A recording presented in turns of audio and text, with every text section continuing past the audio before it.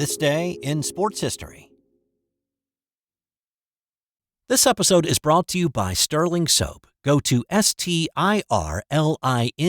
soap.com and check out their full line of bath soaps, shave soaps, beard balm, lotions, and cologne. It's April 23rd, and on this night in 1969, Jerry West put on a dazzling performance and soon after became the inspiration for the NBA logo. This was Game 1 of the NBA Championship Series between West's LA Lakers and the Boston Celtics, played at the fabulous Forum. The Lakers had not won a championship since moving to LA, but it wasn't for a lack of trying. They'd been beaten in the finals by the Celtics in 62, 63, 65, 66, and again in 68. They'd also never won the first game of a championship series against Boston, and it took an extraordinary effort by West to get it done. Of course, he didn't do it all by himself. Wilt Chamberlain had been brought over from Philadelphia in the offseason to help combat Bill Russell. Chamberlain kept Russell occupied in this one enough to open up space for West to drive. West poured in 53 points and added 10 assists to key the Lakers to a 120-118 win to take the lead in the series. Bill Russell called it the greatest clutch performance versus the Celtics he'd ever seen. John Havlicek said he'd never seen Jerry play any better than that. The Celtics would eventually go on to win an incredible series in 7 games, with 5 of those decided by 6 points or less. Now, a few weeks later, NBA Commissioner Walter Kennedy decided the league needed a new logo, something snazzier than the plain gray ball with 2 seams and NBA in diagonal letters. He called a New York graphic designer, Alan Siegel, who'd worked on the makeover of Major League Baseball's logo. Kennedy suggested a similar color scheme of red, blue, and white.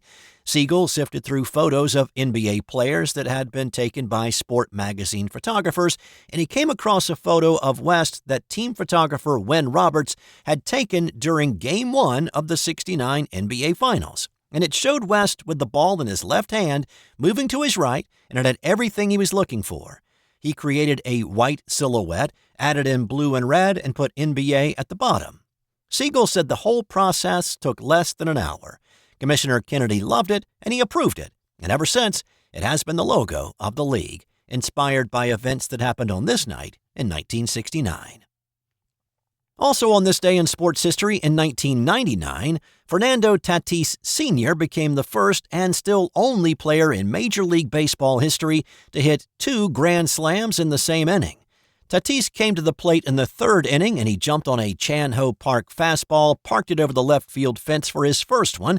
A few minutes later, Tatis walked to the plate feeling a little bit of deja vu with the bases loaded once again, and Park still on the mound.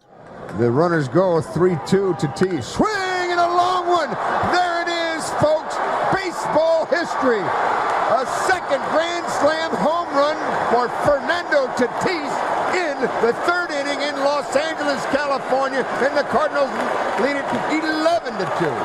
Wow! It was part of an 11-run inning for the Cards, who went on to win 12-5.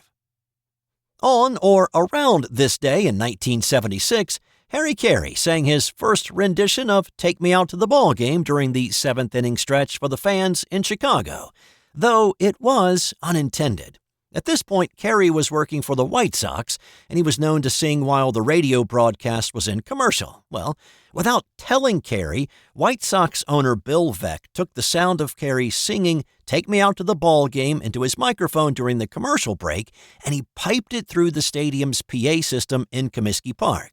The fans, who knew Harry Caray's voice well and loved it, started to sing along with him. Now, initially, Caray was miffed, but Veeck calmed the stormy waters by telling him, "The fans like singing with you because they know they can sing better than you."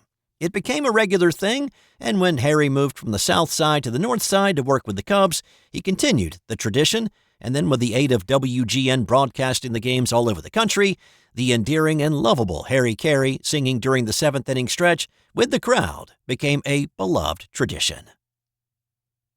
And on this day in 1964, Houston's Ken Johnson became the first and still only player to pitch a 9-inning no-hitter and lose. 2 errors in the top of the 9th allowed the Reds to score a run, while Cincy's Joe Nuxall pitched a complete game, keeping Houston scoreless to win 1-0. making Johnson the first and still only major league pitcher to throw a complete game 9-inning no-hitter and lose. Interestingly, it just happened in the minors earlier this week when Braxton Garrett of the Jacksonville Jumbo Shrimp, the AAA affiliate of the Marlins, pitched 8 hitless innings but lost 2-0 to the Gwinnett Stripers. And time now for today's That's Got Nothing to Do with Sports fun fact. Even the best inventions are not immune from government overreach. In January of 1943, sliced bread was banned in the U.S. Now, the thought was to conserve resources such as steel used in bread slicing machines and wax paper for the war effort. Sales of unsliced bread dropped by more than 10%, and it was a bridge too far for many, with some complaining that sliced bread was good for the morale and sanity of people here on the home front. It was highly unpopular, and less than 2 months later, the ban on sliced bread was lifted, with the government official responsible for the ban saying, "The savings are not as much as we expected," while also not acknowledging the unpopularity of the act. I suppose things never really change, do they?